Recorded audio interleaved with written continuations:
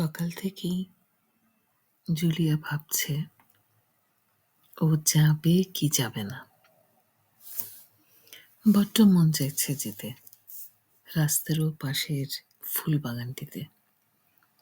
গ্রীষ্ম এসেছে বহু প্রতীক্ষার পরে। এমন উজ্জ্বল আলো ঝলমল দিনে সেই পার্কটিতে ঘুরে আসা মন্দ নয়, কিন্তু আজ কেন এত সংকোচ কাজ করছে ওর, ও জানে না। এমন তো আগে কখনো হয়নি। তাই কিছুটা ইতস্তত করেই বেরোলো। বাসায় আবার আজ কেউই নেই যে বলে আসবে কোথায় যাচ্ছে। উঠোন পেরিয়ে রাস্তায় এসে দাঁড়ানোর পর জুলিয়া কেন জানি পিছনে ফিরে চাইল। বাড়িটির জন্য খুব মায়া লাগছে। মনে হচ্ছে ও যেন বাড়ি ছেড়ে খুব দূরে কোথাও চলে যাচ্ছে, অথচ রাস্তা পেরোলেই পার্ক, বেশি দূরে তো নয়। এই দিকটা উপশহর বলে যানবাহন তেমন বিশেষ একটা চোখে পড়ে না। রাস্তা পেরিয়ে ও প্রবেশ করল ফুলে ঘেরা বাগানটিতে। বেঞ্চ পাতা আছে কিছু দূর পর পরে। ঘন গাছে ঘেরা সরু পায়ে হাঁটা পথ ছায়ায় ঢাকা পড়েছে।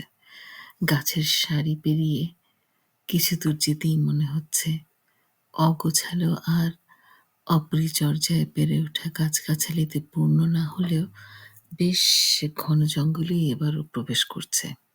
কেমন যেন এক তাগিদ থেকেই জুলিয়া আরেকটু এগুলো। বেশ এবড়ো থেবড়ো পথ, বোধহয় সিটি পার্কের সীমানা শেষ। কিন্তু কোনো বাউন্ডারি না দেখে বেশ অবাক হলো। সামনে বিস্তৃত সবুজ বিশাল বনানী, আশেপাশে বেশ কিছু প্রস্তরখণ্ড ছড়িয়ে ছিটিয়ে আছে ঘাসে ঢাকা। একটু ভালো করে খেয়াল করে দেখল প্রস্তরখণ্ডগুলো আসলে শত বর্ষাধিক পুরনো এপিটাফ, অর্থাৎ বহু আগে এই জায়গাটি সমাধিস্থল ছিল।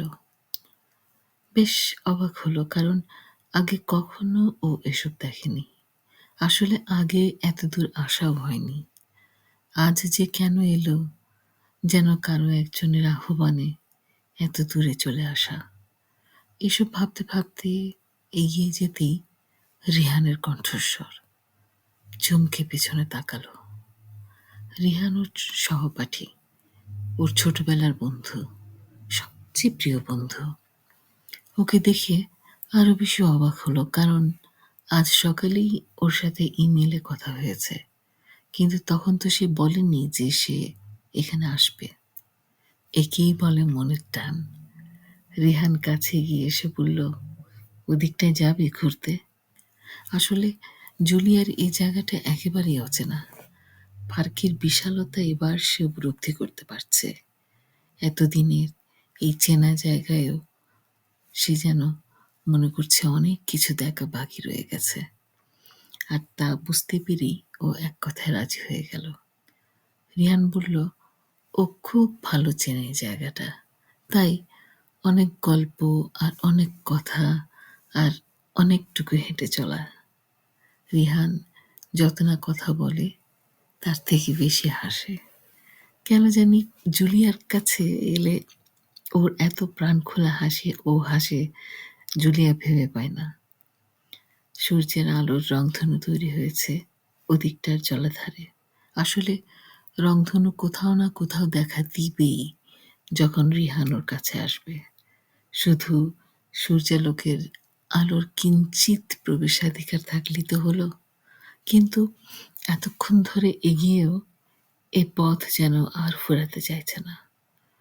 ভেবে অবাক হয়েই জুলিয়া আপন মনে প্রশ্ন করল, পার্কটা খুব বড় নাকি? এবার রেহান হেসে ফেলল, বলল, শেষ নেই। বিকেল গড়িয়ে সন্ধে। সারাদিনে ফোনে যোগাযোগ করে মেয়েকে না পেয়ে আর বাসায় এসে মেয়েকে না দেখে জুলিয়ার বাবা মা এদিকে বেশ চিন্তিত হলেন। বন্ধু বান্ধব বলতে কাছে আছে রিহান, কিন্তু ওরা তো পরিবার শুদ্ধ সেই সকালেই চলে গেছে পাশের শহরে ওর দাদিমাকে দেখতে। এমন কিছুই শুনেছিল সকালবেলায় জুলিয়ার কাছে নাস্তার টেবিলে। আসলে সপ্তাহ শেষের সময়টিতে সবাই কোথাও না কোথাও যাওয়ার জন্য সময় নির্ধারিত করে রাখে। তারাও যাবেন কাল পাশের শহরের ফ্লাওয়ার ফেস্টিভ্যালে। আর জুলিয়া যদি এখন বাড়ি না ফেরে, তাহলে কখনই বা গোছগাছ করবে? আর কিভাবেই বা প্রস্তুতি নেবে? রিহানের সাথে যোগাযোগ করলে ও বলল, ওরা ঠিক মতোই পৌঁছেছে দাদিমার বাসায়। কিন্তু জুলিয়াকে সে সারাদিনে ফোনে একবারও পায়নি। প্রাণপ্রিয় বন্ধুটির সাথে যোগাযোগ ব্যর্থ হয়েছে জেনে এবার জুলিয়ার বাবা মা ব্যস্ত হয়ে পড়লেন। তারা এই সিদ্ধান্তে এলেন যে তাদের কন্যাটি নিখোঁজ হয়েছে। নিখোঁজ সংবাদের ভিত্তিতে সেদিন চারিদিকে খোঁজ লাগানো হলেও আজ অবধি জুলিয়ার খোঁজ মেলেনি। ৬ বছর হয়ে গিয়েছে। জুলিয়া নিরুদ্দেশ।